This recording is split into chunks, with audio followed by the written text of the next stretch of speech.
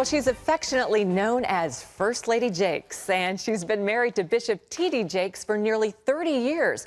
But Serita Jakes and her daughter Sarah have quite a story of their own. Take a look.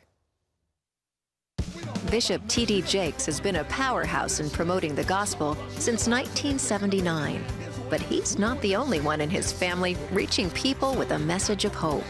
Serita Jakes struggled with her own self-worth, but her faith in God and the love of her husband helped heal her heart. Serita has ministered to thousands of women and has served alongside her husband for many years. Today, Serita and her daughter Sarah offer encouragement for hurting women who want to be free from pain and suffering. And please welcome back to the 700 Club, Serita and Sarah Jakes. Thank you. Welcome, ladies. Good to see ya. Serita, you're a West Virginia girl like me. I'm from Charleston. You were born and raised in Beckley, just about an hour away. Absolutely, and absolutely. I did not know you were a coal miner's daughter. I was proud to be a coal miner's daughter.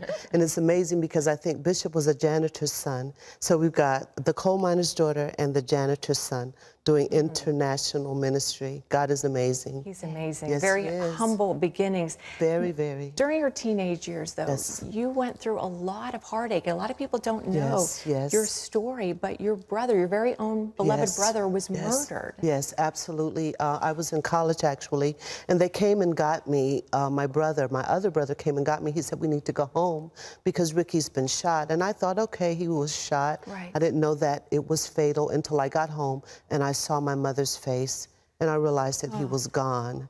And it was the most horrific moment, I believe, in my life. And Serita, that grief led you into the arms of a boyfriend who wasn't very good for you. No, not at all. But at the time, he was a person that I thought would help me reap vengeance, which is not a good thing, but I wasn't born again.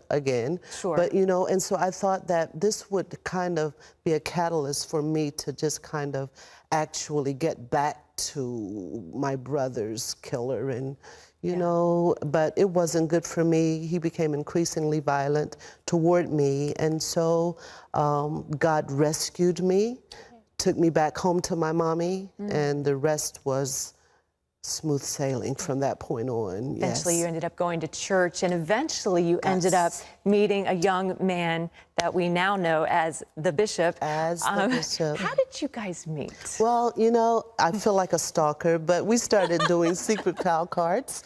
And Secret pal cards? You go to the Hallmark store, they even have them now, and it's like I would just sign it, and it's from a secret admirer, and I was encouraging him in ministry.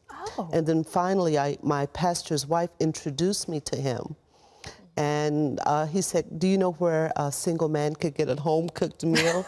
I said, I'll have to ask my mom because I totally couldn't cook. And so he came to eat dinner, and then we started dating. Does he know that you were the secret pal now? He does. He does. I'm still the secret pal, okay? Okay. Yeah, Now, always. Sarah, let's talk about you. You are 24, but when I first met you this morning, I thought you were like 17. You look so young. But what's amazing about you, Sarah, is you've been through a lot of heartache for your young age. You had a baby out of wedlock at 14. I did. What was that like? Wow. Well, I think certainly being Bishop Jakes' daughter made it a lot more intense than maybe someone who didn't have to do it in front of 30,000 church family members.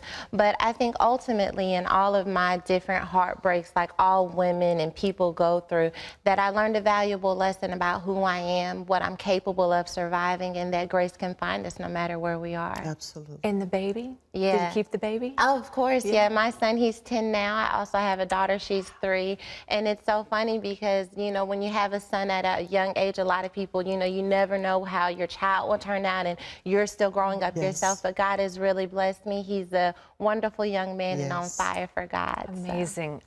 And you also went through a divorce. That had to be heartbreaking. Both of you meet so many women now as part of the Potter's House, and heartbreak is everywhere, isn't it? Yes. What do you tell women when you minister to them? What kind of message do you have for them, Serita? Well, one of the things that I realized that once you've been called and you've been chosen, that you go through a lot of difficult times, but it's not just for you, it's for the people that you lead. Yeah. And so leaders go first through a lot of things. And so I'll be able to tell them, I know what it's to be abased or abound, but I've learned to be content no matter what state I found myself in, because I knew that Christ was ultimately in charge of my life. And I get to share with them from the meager beginnings of no lights, no water, you know, no food, no clothes, no shoes, you know, and then I get to share with them, but God. But God ultimately had a plan for our lives, and people that knew the coal miner's daughter can't believe where we are now, but people that see where we are now can't believe that there was such an humble beginning. Amazing. Yeah. Well, God says, do not despise the day of small beginnings. He says it, and it's true. It's so and true. he also reminds us that our steps have been ordered by him. Well, let's talk about MegaFest. You all are getting ready to take over downtown Dallas with MegaFest later this month. What's it all about? Well, Sarah? I think we're trying to bring all of the family together. It's the perfect time. We're kind of closing out summer, which we had a lot of time. And I've spent lots of time with my children and my kiddos. And I think before we start even going into the school year and the new year, that God would just consecrate our lives, our children's lives, and just bring us back together. We're calling it Together Again. Yes. And so they're going to trust Mom and I to do some girl talk, because we get to like cut up and have a lot of fun. But I think the most important message of MegaFest is to take that feeling that we have when we're surrounded by thousands of believers, that strength that we gain there, take it into our communities and our homes first, and really let the good news spread. And it's so amazing because we'll have Manpower, the conference for men. Right. We'll have Woman Thou Art Loose for women. We've got Mega Youth for kids 13 to 17. We've got Mega Kids. Yeah. And so we'll have bounce houses, we'll have empowerment seminars, and for the first time, we're having an international film festival, because you know, as the faith-based community is going into all of the world. Okay, we're taking over Broadway, we're taking over television, as was proved with the Bible series, and then with films.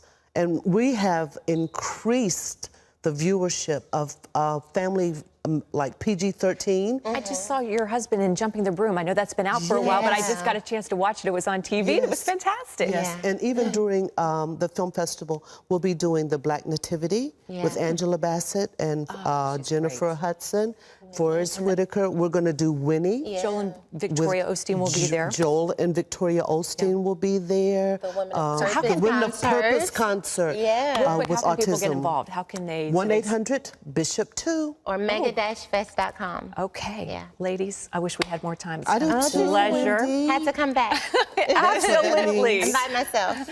Absolutely. Well, for more information on the upcoming Potter's House MegaFest, you can log on to cbn.com.